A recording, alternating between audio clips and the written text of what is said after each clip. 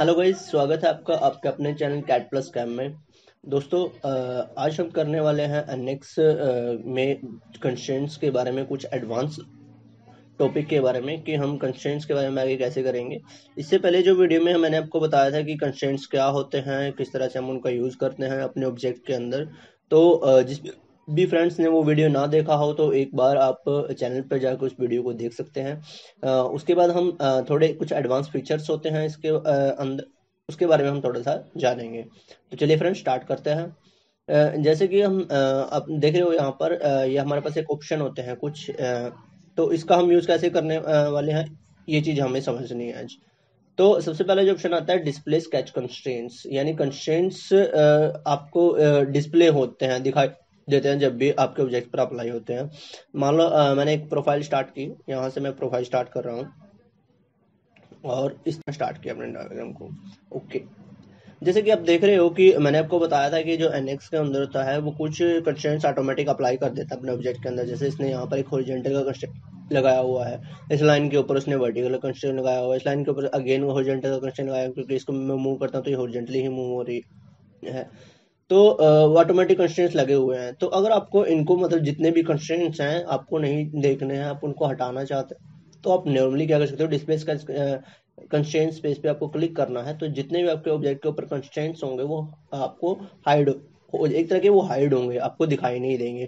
किंतु वो लगे हुए हैं फ्रेंड्स, आपके ऑब्जेक्ट के ऊपर रहेंगे। ऐसा नहीं है कि वो डिलीट डिलीट हो गए, सिर्फ वो जस्ट हाइड हो जाएंगे।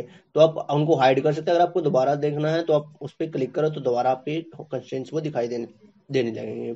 इसी तरह इसमें जो नेक्स्ट कमांड आती है वो आती है आपके पास display sketch auto dimension. Auto dimension होती है दोस्तों, जैसे कि आप यहाँ पर स्क्रीन पर देख रहे हो आपकी, जैसे कि आप यहाँ पर स्क्रीन पर देख रहे हो आपकी, जब भी ने एक ये ऑब्जेक्ट बनाया है, इसकी ऑटो डायमेंशंस ऑटोमेटिक सॉफ्टवेयर ने जनरेट कर दिए हैं। अगर आप इनको हटाना चाहते हो तो वो भी आप यहाँ से हटा सकते हो। जैसे यहाँ से आप क्लिक करोगे ऑटो डायमेंशन पर, तो जितनी भी आपके पास ऑटो डायमेंशंस होंगे यहाँ से, अब जैसे मैं कोई फर्दर आगे एक लाइन लगाता हूँ तो उनकी भी कोई मुझे डायमेंशंस दिखाई नहीं देगी। तो अगर आपको दोबारा डायमेंशन लेके आनी है तो आप यहाँ से उसको ऑन कर सकते हो। तो इस तरह से आपके ऑब्जेक्ट को ऑटो डायमेंशन दिखा सकता है, या फिर इसको आप यहाँ से ऑफ कर सकते हो, आपकी मर्जी है दोस्तों। तो फिलहाल इसको ऑन कर लेते हैं दोबारा। तो ये नेक्स्ट जो ऑप्शन आता है इसमें आता है ऑटो कंस्ट्रेंट्स। ऑटो कंस्ट्रेंट से पहले फ्रेंड्स आपको एक चीज सीखनी है। इसमें अंदर हमारे पास एक ऑप्शन होता है इंफ्रारेड कंस्ट्रेंट्स एंड डायमेंशंस का। अब ये क्या करता है, सॉरी, हम सीखेंगे पहले ये क्रिएट इंफ्रारेड कंस्ट्रेंट्स के बारे में। दोस्तों, मैंने आपको बताया था कि हम एनएक्स के अंदर जितने भी ऑटोमेटिक कंस्ट्रेंट्स होते हैं, कुछ कंस्ट्रेंट्स ऑटोमेटिक अप्लाई कर लेता है। अगर आप चाहते हो कि जब भी कोई मैं एक ऑब्जेक्ट बनाऊं या ऑटोमेटिक कंस्ट्रेंट्स ना लगाए, तो उसके लिए हम क्या करते हैं, यहाँ पर आपको क्रिएट इंफ्रारेड कंस्ट्रेंट्स को ऑफ कर सकते हैं। अब जैसे कि आप यहाँ पर देख रहे हो कि ये मेरा ऑफ है, ऑन नहीं है। तो अब जो भी आप ऑब्जेक्ट बनाओगे तो उसके ऊपर आपका कोई भी कंस्ट्रेंट है वो अप्लाई नहीं होगा। जैसे कि आप यहाँ पर देख रहे हो, मैंने फर्दर वही पहले की तरह एक सिंपल लाइन बनाई है यहाँ पर, और यहाँ से मैं इसको ऑफ कर देता हूँ। अब जैसे कि मैं इसको देखो रोटेट करा के दिखाता हूँ, तो ये आपका इजीली किसी भी एंगल पर रोटेट हो सकती है, किसी भी पर्टिकुलर एंगल में इसको लेके जा सकता हूँ, इसको उठा के यहाँ से यहाँ रख सकता हूँ। मतलब इसके ऊपर कोई भी मेरा कंस्ट्रेंट्स अप्लाई नहीं है। तो अगर आप यहाँ से क्रिएट इंफ्रारेड कंस्ट्रेंट को ऑफ कर देते हो तो ऑटोमेटिक आपके ऑब्जेक्ट पर कोई भी कंस्ट्रेंट्स नहीं लगेगा। तो ये चीज ध्यान रखनी है आपको। अगर आपको ऑटोमेटिक कंस्ट्रेंट चाहिए तो आप क्या कर सकते हो, यहाँ से इसको ऑन रखना है, और अदरवाइज आप इसको ऑफ भी कर सकते हो। अब आपके केस में मान लो आपका ये क्रिएट इंफ्रारेड कंस्ट्रेंट्स ऑफ है। अब आपको क्या करना है, आप किन्हीं भी दो ऑब्जेक्ट के ऊपर ऑटोमेटिक कंस्ट्रेंट्स लगाना चाहते हो, आप अपनी मर्जी से लगा सकते हो, आप अपनी मर्जी से चूज कर सकते हो आप किन के ऊपर कंस्ट्रेंट लगाना चाहते हो। तो अब उसके केस में आपका ऑटो कंस्ट्रेंट्स काम आता है। आपको ऑटो कंस्ट्रेंट्स पे क्लिक करना है। यहाँ से आपसे पूछेगा कि उसके ऊपर कौन से पॉसिबल सोल्यूशन है जो आप ऑब्जेक्ट करोगे, कि कौन से पॉसिबल कंस्ट्रेंट ये लगाना चाहिए। तो जो भी आपको पर्टिकल चाहिए वो यहाँ से आप चेक कर सकते हो, अदरवाइज इसको सभी पे ऑल सेलेक्ट करके रखो फ्रेंड्स। उसके बाद किसी भी ऑब्जेक्ट को सिलेक्ट करो। जैसे मैं ये यहाँ से इस ऑब्जेक्ट को साथ में इन दो ऑब्जेक्ट को सिलेक्ट करता हूँ और अप्लाई कर देता हूँ। जैसे ही आप यहाँ पर देख रहे हो, जैसे मैंने अप्लाई किया तो इसने ऑटोमेटिक से क्या किया, इस लाइन पर हॉरिजॉन्टल का और इस पर वर्टिकल का कंस्ट्रेंट लगा दिया। साथ के साथ इन दोनों के बीच में उसने परपेंडिकुलर का कंस्ट्रेंट भी लगा दिया फ्रेंड। जैसे कि मैं यहाँ से इसको हटा देता हूँ 2 मिनट के लिए, और मैं इसको अगर मैं मूव ऑब्जेक्ट हैं एक साथ रहें, क्योंकि इसमें परपेंडिकुलर कंस्ट्रेंट लगा हुआ है और ये अब किसी भी पर्टिकुलर एंगल में नहीं जा सकते क्योंकि इसके ऊपर वर्टिकल का कंस्ट्रेंट लगा हुआ है। तो यहाँ पर आपके केस में ऑटो कंस्ट्रेंट्स काम आता है। चीज ध्यान रखनी है, ऑटो कंस्ट्रेंट्स तभी काम करेगा जब यहाँ से आपका क्रिएट इंफ्रारेड जो क्या है वो ऑफ होगा, तभी आपका काम करेगा। इसी तरह हमारे पास एक ऑटो डायमेंशंस भी आती है फ्रेंड्स। ऑटो डायमेंशंस भी तब यूज होगी दोस्तों जब आपके पास ये ऑप्शन है यहाँ पर हमारे पास कंटिन्यूस ऑटो डायमेंशंस का, ये ऑफ होगा फ्रेंड्स। अब कंटिन्यूस ऑटो डायमेंशंस क्या है, मान लो जैसे मेरा ये ऑन है, अब जो भी मैं ऑब्जेक्ट बनाता हूं तो इसके ऑटोमेटिक जो डायमेंशंस है वो आपकी अप्लाई हो जाती है आपके ऑब्जेक्ट के ऊपर, जो आपका सॉफ्टवेयर जनरेट कर देता है।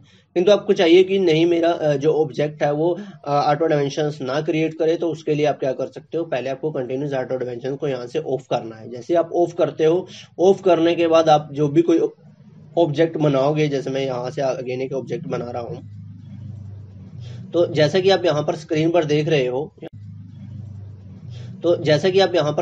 देख रहे हो, यहाँ से मैं ओके कर देता हूँ। जैसे कि आप स्क्रीन पर देख रहे हो कि इसके ऊपर हमारे पास कोई भी ऑटो डायमेंशंस नहीं आई है, क्योंकि यहाँ से हमने ऑटो डायमेंशंस को क्या किया हुआ है, ऑफ किया हुआ है फ्रेंड्स। हाँ, अगर आपको ऑन रखना, जैसे मैं ऑफ रखता हूँ, अब मैं कोई भी ऑब्जेक्ट बनाता हूँ, जैसे कि अभी हम यहाँ से देख रहे हो, अब मैंने बनाना स्टार्ट किया तो यहाँ से उस क्या किया, डायमेंशंस को दोबारा से बनाना स्टार्ट कर दिया। तो वो चीज़ आप यहाँ से हटा सकते हो। जैसे मैं ऑफ करता हूँ तो अब वो आपकी ऑफ रहेगी फ्रेंड्स, कंटिन्यूस ऑटो डायमेंशन। अब भी यहाँ से मैं कोई भी ऑब्जेक्ट जो बनाऊंगा ये उसकी कोई भी डायमेंशन मुझे नहीं देगा। तो इस तरह से हम इसको हटा सकते हैं फ्रेंड्स। अब ऐसे ही अगर मान लो मेरे पास आपकी कंटिन्यूस ऑटो डायमेंशन ऑफ है और आप किसी एक पर्टिकुलर ऑब्जेक्ट की डायमेंशन देना चाहते हो, जैसे मुझे सिर्फ इस ऑब्जेक्ट की डायमेंशन देनी है, इस लाइन की डायमेंशन देनी है, तो उसके केस में मैं यहाँ से ऑटो डायमेंशन ऑन कर सकता हूँ। ऑटो डायमेंशन पे आपको क्लिक करना है जिसके आप डायमेंशन के बारे में देना चाहते हो, और यहाँ से अप्लाई कर देना है। जैसे ही देखो आप अप्लाई करते हो तो आपकी वो ऑटो डायमेंशन वो प्रोवाइड करवा देता है दोस्तों। इस तरह से आप उसको चेंज भी कर सकते हो, बाद में यहाँ से कैंसिल करना है। तो इस तरह से दोस्तों हम ऑटो डायमेंशंस का यूज करते हैं। ये तभी अप्लाई होगी जब आपका कंटिन्यूस ऑटो डायमेंशंस ऑफ होगा। अदरवाइज अगर ये ऑन है तो आपका ऑब्जेक्ट पे वो सॉफ्टवेयर खुद से डायमेंशंस दे देगा, तब आपको चेंज करने की जरूरत नहीं है। दोबारा इसको ऑन कर लेते हैं। अब इसके अंदर कंस्ट्रेंट्स को हम ऑन कर लेते हैं दोबारा से, क्योंकि ये ट्रेंड लगा सके। इसी तरह इसके अंदर एक ऑप्शन है दोस्तों, इंफ्रारेड कंस्ट्रेंट्स एंड डायमेंशंस का। इसमें क्या है, अभी तक जो हमने ये पॉसिबल जो आपके ये कंस्ट्रेंट्स लगाता था, जैसे हॉरिजॉन्टल या वर्टिकल खुद से लगा देता है, आपको चूज करना है कि ये कौन से कंस्ट्रेंट्स ऑटोमेटिक लगाए, कौन से नहीं लगाए, वो हम यहाँ से हटा सकते हैं फ्रेंड्स। जैसे कि आप यहाँ पर दिखाई दे रहे हैं, अगर आपके देखो यहाँ पर है ये हॉरिजॉन्टल चेक है, वर्टिकल देगा, अगर वहां पर पॉसिबल जरूरत होगी तो। अगर मुझे ये हटाना है, मान लो मुझे हॉरिजॉन्टल नहीं चाहिए, देखो मैं अकेला हॉरिजॉन्टल हटा सकता हूँ, वर्टिकल में हटा देता हूँ, अप्लाई कर देता हूँ यहाँ से। अब इसको करने के बाद क्या है, अब जब भी मैं कोई ऑब्जेक्ट बनाऊंगा, जैसे यहाँ से मैंने ऑब्जेक्ट बनाया, तो अब जैसा कि आप देख रहे हो स्क्रीन पर, इसने इसके ऊपर जो हमारे पास ये ऑब्जेक्ट था, कैंसिल करते हैं फ्रेंड्स इसको। अब इस लाइन पर हॉरिजॉन्टल कंस्ट्रेंट नहीं लगाया है इसने, सिर्फ ये जो है वो परपेंडिकुलर कंस्ट्रेंट है, इसलिए ये इस तरह कर रहा है, मूव हो रहा है। अगर मैं यहाँ से परपेंडिकुलर का भी हटा देता हूँ, जैसे यहाँ से हम दोबारा जाते हैं, परपेंडिकुलर का भी हटा देते हैं फ्रेंड्स। यहाँ से ये मैं परपेंडिकुलर का अप्लाई किया, अब दोबारा लगाते हैं प्रोफाइल, ये 360 पे, और यहाँ से एक लाइन ऐसे और एक लाइन इस तरह से, जैसे कि आप यहाँ पर देख रहे हो। अभी इसने क्या किया, सॉरी, क्योंकि यहाँ पर इसने पैरेलल का कंस्ट्रेंट लगा लिया है इसके अंदर, तो हम इसको मूव नहीं कर सकते। फिलहाल हम सिर्फ दो ही लाइनें करेंगे दोस्तों। यहाँ से एक लाइन ये हो जाएगी और एक लाइन आपकी ये हो जाएगी, कैंसिल करते हैं। अब जैसे कि आप यहाँ देख रहे हो, इसने इसके ऊपर कोई भी पैरेलल कंस्ट्रेंट, वर्टिकल कंस्ट्रेंट नहीं लगाया है, और इसको मैं मूव करा सकता हूँ फ्रीली, क्योंकि इसके ऊपर ना ही तो मेरे पास परपेंडिकुलर का कंस्ट्रेंट लगा है, ना ही वर्टिकल का कंस्ट्रेंट लगा है। और इसी तरह मेरे पास दोस्तों ये इक्वल का कंस्ट्रेंट इसने इस लाइन इसके बीच में लगा दिया ऑटोमेटिकली चूज करके, ताकि ये एक ही अलाइनमेंट में रहे। तो इस तरह से आप पर्टिकुलरली कंस्ट्रेंट जो आपको चाहिए या जो आपको नहीं चाहिए वो आप इंफ्रारेड कंस्ट्रेंट्स के अंदर जाके हटा, या फिर आप इनको सभी को ऑन रख सकते हो। तो ये आपके हिसाब से जो पॉसिबल कंस्ट्रेंट्स होगा वो अप्लाई कर देगा। अदरवाइज आपको यहाँ पर इनको हटा भी सकते हो। पूरे को अगर हटा दोगे तो इस पर कोई भी कंस्ट्रेंट अप्लाई नहीं करेगा, चाहे आपका ये क्रिएटिव जो कंस्ट्रेंट्स है, इंफ्रारेड कंस्ट्रेंट है, ऑन हो या वो, यानी आप दो तरीके से भी कर सकते हैं, या फिर पर्टिकुलर आप चूज कर सकते हो कि आपके ऑब्जेक्ट के ऊपर कौन सा लगना चाहिए। तो फ्रेंड्स यहाँ से ये हो गया हमारे पास ऑटो कंस्ट्रेंट, ऑटो डायमेंशन हो चुके हैं। नेक्स्ट जो ऑप्शन आता है आपके पास एक ये ऑप्शन है कन्वर्ट टू रेफरेंस लाइन। दोस्तों कन्वर्ट टू रेफरेंस लाइन का मतलब होता है कि आपके पास कोई लाइन है, आप उसको सेंटर लाइन या डॉटर लाइन में कन्वर्ट करना चाहते हो एक तरह से, तो हम कर सकते हैं। इसको आपको नॉर्मली करना है, सिलेक्ट करना है और यहाँ से इसके अंदर आप आओगे, सॉरी इस पे आपको ओके करना है, यहाँ से कन्वर्ट टू रेफरेंस लाइन कर देना है और ऑब्जेक्ट को सिलेक्ट करना है यहाँ से। जैसे मैंने इस लाइन को सिलेक्ट किया और यहाँ से मैं ओके कर लेता हूँ, रेफरेंस अप्लाई। ये देखो फ्रेंड्स, अब आपका क्या होगा, ये आपकी जो लाइन है वो सेंटर लाइन एक तरह से इनएक्टिव लाइन होगी दोस्तों। अगर आप एक्टिव लाइन में कन्वर्ट करना चाहते हो दोबारा से एक्टिव लाइन करो, सिलेक्ट करो और दोबारा से इस पर अप्लाई कर दो, तो वो फर्दर क्या हो जाएगी, आपकी एक्टिव लाइन में कन्वर्ट हो जाएगी फ्रेंड्स। तो इस तरह से आप उसको सेंटर लाइन में भी सेंटर लाइन में भी कन्वर्ट कर सकते हो फ्रेंड्स। अब इसके अंदर जो नेक्स्ट ऑप्शन मिलता है फ्रेंड्स आपके पास, यहाँ पर आता है आपका relation browser. Relation browser friends क्या होता है कि इसमें आपको आपका जो ऑब्जेक्ट है, आपको कोई कंस्ट्रेंट्स हटाना है या रिमूव करना है, वो आप रिलेशन ब्राउजर के थ्रू जाके कर सकते हो। जैसे मैं यहाँ से क्लिक करता हूँ, आपको सिंपली ऑब्जेक्ट सेलेक्ट करना है। मान लो इस ऑब्जेक्ट को मैंने सेलेक्ट किया, तो यहाँ पर आपको दिखा देगा कि इसके अंदर कौन सा कंस्ट्रेंट लगा। अभी दिख रहा हो के अंदर इसने पूरी वैल्यू इसने दिखा दी है कि क्या क्या चीज है अप्लाई है, कौन कौन से इस पे पैरामीटर्स लगे हुए हैं। तो आपको सिंपली कंस्ट्रेंट्स के अंदर जाओगे तो यहाँ पर ये कंस्ट्रेंट दिखा देगा, जैसे कोलिनियर का लगा हुआ है, कंसिडेंट का लगा हुआ है यहाँ पर। तो इसको अगर मुझे हटाना है तो सिलेक्ट करो, राइट क्लिक करो, यहाँ से आप डिलीट कर सकते हो। तो आपका जो कोलिनियर का कंस्ट्रेंट्स है फ्रेंड, वो यहाँ से इसके ऊपर से आपका हट जाएगा। इसी तरह और जो कंस्ट्रेंट्स होंगे हमारे पास, यहाँ पर हमारे पास साइड का कंस्ट्रेंट्स है, इसको मैं हटा सकता हूँ। यहाँ से इसको मैं डिलीट कर सकता हूँ, या फिर आप पर्टिकुलरली एक ऑब्जेक्ट को सिलेक्ट करो। यहाँ से दोबारा मैंने इसको सिलेक्ट किया और या फिर मैं इसको, 3 ऑब्जेक्ट हो गए तो फ्रेंड्स इसको रिफ्रेश कर लेते हैं एक बार दोबारा। कंस्ट्रेंट्स में जाएंगे और सिंपल एक इसके ऊपर मैं इसको सिलेक्ट करता हूँ, एक्टिव ऑब्जेक्ट को।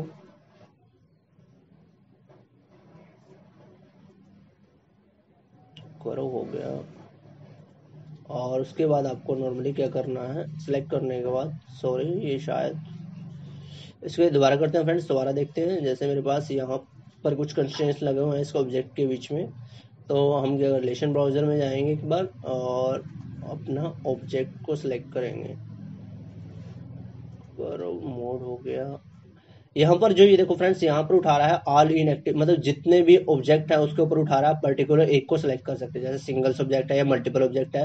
मान लो मुझे सिंगल ऑब्जेक्ट करना है तो सिंगल ऑब्जेक्ट पे आप सिलेक्ट करो और उसको आप अब किसी भी एक ऑब्जेक्ट को सिलेक्ट कर सकते हो फ्रेंड्स। यहाँ पर जैसे मैंने यहाँ पर सिर्फ इसको सिलेक्ट किया है, लाइन को। अब इस लाइन पर पॉसिबल कंस्ट्रेंट क्या है, वो हॉरिजॉन्टल कंस्ट्रेंट्स है, तो इस पर आप राइट क्लिक करो, उसको डिलीट कर दो फ्रेंड्स यहाँ से और इसको क्लोज कर दो। अब जैसे कि आप देख रहे हो कि स्क्रीन पर जो मेरे पास ये लाइन थी, इसने इसका हॉरिजॉन्टल का जो मेरा क्या बोलते हैं कंस्ट्रेंट्स था, वो उसने वो हटा चुका है। तो यानी आप जो भी आप कंस्ट्रेंट्स हटाना चाहते हो वो आप रिलेशन ब्राउजर के अंदर जाकर हटा सकते हो फ्रेंड्स। बस एक चीज ध्यान रखनी है, यहाँ पर आपके पास ऑप्शन मिलता है, सिंगल ऑब्जेक्ट चाहिए आपको या फिर आपको मल्टीपल ऑब्जेक्ट चाहिए, वो आप यहाँ से चूज कर सकते हो। ऑल करोगे तो जितने भी आपके ऑब्जेक्ट होंगे आपके स्क्रीन पर एक साथ, वो सभी को उठाएगा। तो फ्रेंड्स ये चीज आपको ध्यान रखनी है। उसी तरह अब आपके पास जो ऑप्शन बचता है इसके अंदर, आपके पास आता है अल्टरनेट सॉल्यूशन का। अल्टरनेट सॉल्यूशन जस्ट दोस्तों कुछ नहीं है, ये आपके स्केच को एक अपोजिट स्केच क्रिएट करता है दोस्तों, अपोजिट इमेज क्रिएट करता है, जो हम मोस्टली यूज करते हैं पंचेज और डाइज के अंदर।